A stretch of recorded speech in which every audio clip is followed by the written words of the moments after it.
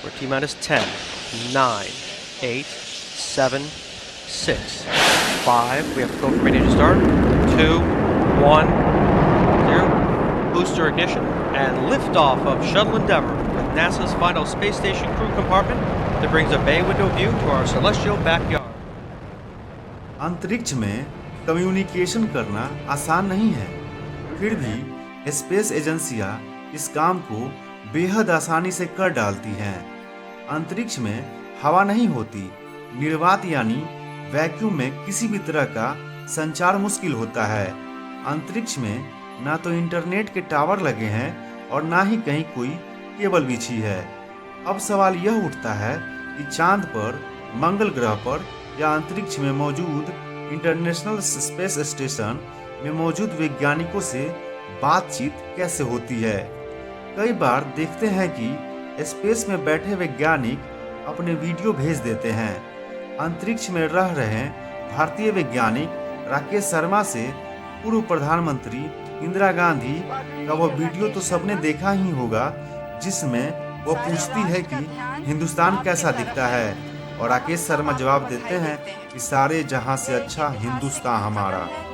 मेरी आशा है कि इससे हमारा देश अंतरिक्ष के प्रति जागरूक होगा और साथ ही हमारे युवकों को साहसिक कार्य करने की प्रेरणा मिलेगी।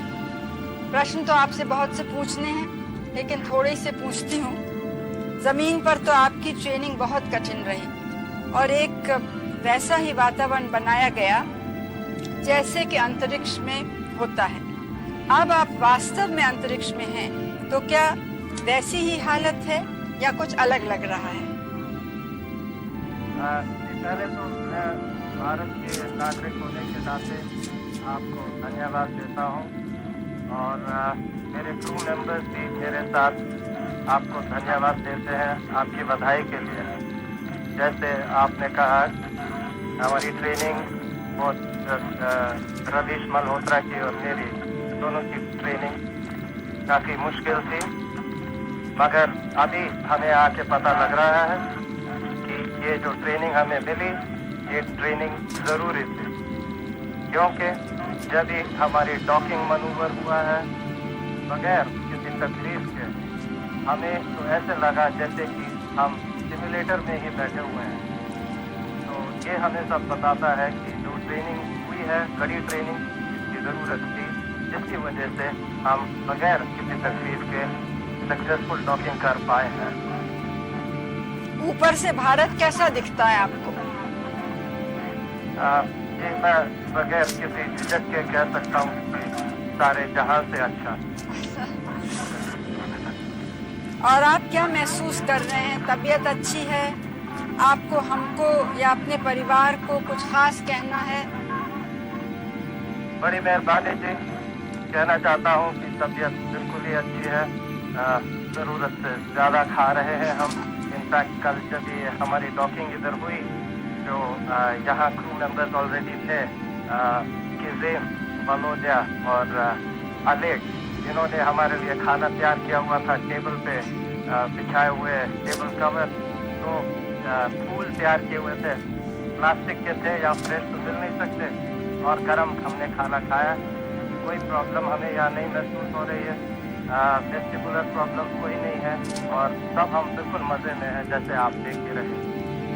आपके कार्य का बहुत बड़ा महत्व है। इससे बाह्य अंतरिक्ष के रहस्य खुलेंगे और हमारी धरती के पर्यावरण पर उसका सीधा प्रभाव पड़ेगा। ज़रूरत की अन्य सूचनाएं भी हमें मिलेंगी। हम चाहते हैं कि इस ज्ञान का प्रयोग विश्व कल्याण और शांतिपूर्ण उद्देश्यों के लिए हो। विंग कमांडर रवीश मल्होत्रा ने भी बड़ी मेहनत की, उनकी भी हम प्रशंसा करते हैं। आपकी उड़ान भारत और सोवियत संघ के बीच मैत्री की एक सुंदर मिसाल है। इस क्षेत्र में सोवियत संघ के उदारतापूर्ण सहयोग की भारत सरकार सराहना करती है। हमारे देश के लोगों की निगाहें आपकी ओर लगी हैं और वे हमारी बातचीत भी सुन और देख रहे हैं। हमारे देशवासी, हमारा पार्लियामेंट और व्यक्तिगत रूप से मैं आप और आपके सह अंतरिक्ष यात्रियों कर्नल यूरी मालेशेव और श्री गेन्नाडी स्ट्रेकलोव की सफलता और सुरक्षित वापसी की प्रार्थना करते हैं। आप सबको मेरी शुभकामनाएं। जय हिंद। मैं कुछ लफ्ज अब अंग्रेजी में कहूंगी। Greetings from India to you all. We saw the launching of your spacecraft with fascination. We share your excitement. Yours is a historic endeavor. I hope it will make our country space conscious and inspire our young people to be more adventurous. Your work has great significance for increasing humankind's knowledge of the mysteries of outer space and its direct bearing on our planet's ecosystem and the other information we need. We want to use this knowledge for peaceful purposes and for the good of all peoples of our world. I was glad to hear that you are feeling well mentally, physically, and I hope that you will continue to do so. We equally admire the hard work put in by Wing Commander Ravish Malhotra, who has been a good companion to you during the arduous years of preparation. Your flight is eloquent testimony of the all-round cooperation between India and the Soviet Union. The Government of India appreciates the Soviet Union's generous collaboration in this field. You are far in distance from us, but our hearts and thoughts are with you. वर्तमान में international space station में हर समय वैज्ञानिक मौजूद रहते हैं। इनसे पृथ्वी पर मौजूद स्पेस एजेंसियां लगातार संपर्क में रहती है। इसके अलावा स्पेस में मौजूद कई सैटेलाइट भी ऐसे हैं जो लगातार तस्वीरें भेजते रहते हैं। इन सब के लिए कम्युनिकेशन का कोई ना कोई माध्यम तो इस्तेमाल होता ही है। वैज्ञानिक का कहना है कि स्पेस में कम्युनिकेशन करना आसान काम नहीं है। अच्छी बात यह है कि स्पेस एजेंसियां नासा ने इसमें अब महारत हासिल कर ली है और उसे स्पेस कम्युनिकेशन का अच्छा खासा अनुभव भी है। चांद पर मौजूद रोवर हो, इंटरनेशनल स्पेस स्टेशन हो या आर्टेमिस मिशन, इन सब में संपर्क के लिए नासा का स्पेस कम्युनिकेशन एंड नेविगेशन काम करता है। कोई भी communication network transmitter, network, receiver की मदद से काम करता है। ट्रांसमीटर उस मैसेज को कोड में बदलकर नेटवर्क के जरिए भेजता है और रिसीवर उसे रिसीव करके डिकोड कर लेता है। यह बिल्कुल वैसा ही है जैसा आप अपने फ़ोन से बात करते हैं। आवाज़ नेटवर्क के जरिए आता है और सामने वाले को अपनी आवाज़ हूबहू सुनाई देता है। यह तरीका धरती पर तो सही से काम करता है क्योंकि आपका मोबाइल और मोबाइल के नेटवर्क पर आमतौर पर एक ही जगह पर रुके होते हैं। स्पेस में यही चीज़ दिक्कत देती है। स्पेस में मौजूद एयरक्राफ्ट या स्पेस स्टेशन सैकड़ों किलोमीटर प्रति घंटे की रफ्तार से भागते रहते हैं। ऐसे में उनसे कम्युनिकेट करना आसान नहीं होता। इस समस्या का हल करने के लिए नासा ने पूरी पृथ्वी के 7 महाद्वीपों में बड़े बड़े एंटीना लगा रखा है। इनकी जगह इतनी ध्यान से चुनी गई है कि ये स्पेसक्राफ्ट और ग्राउंड स्टेशन के बीच कम्युनिकेशन के मुख्य ध्रुव की दूरी तौर पर काम करते हैं।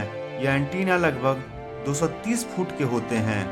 इतना बड़ा आकार और हाई फ्रीक्वेंसी के होने की वजह से 200 करोड़ मील तक भी संपर्क किया जा सकता है। डायरेक्ट टू अर्थ सैटेलाइट के अलावा नासा के पास कई रिले सैटेलाइट भी हैं। उदाहरण के लिए स्पेस स्टेशन के tracking and data relay satellite TDRS की मदद से संपर्क किया जाता है। यह सैटेलाइट न्यू मैक्सिको और गुआम में मौजूद है। ग्राउंड सैटेलाइट को सिग्नल भेजते हैं। इसके लिए ये चांद के चारों ओर चक्कर लगाने वाले ऑर्बिट की भी मदद लेते हैं जो मैसेज को फॉरवर्ड करते हैं। 3 TDRS पृथ्वी के ऊपर ऐसी कक्षाओं में सेट किए गए हैं। यही वजह है कि इनसे हफ्ते के 7 दिन और दिन के 24 घंटे कम्युनिकेशन किया जा सकता है। लंबी दूरी होने की वजह से बैंडविड्थ भी काफ़ी अहम होता है। ज़्यादा बैंडविड्थ का मतलब है प्रति सेकंड ज़्यादा डेटा ट्रांसफ़र किया जा सकता है। वर्तमान में नासा रेडियो वेव का इस्तेमाल करती है, हालांकि वह इंफ्रारेड लेजर का इस्तेमाल करने वाले टेक्नोलॉजी विकसित करने में लगा हुआ है। अगर यह काम कर गई तो कम्युनिकेशन की स्पीड दोगुनी हो जाएगी।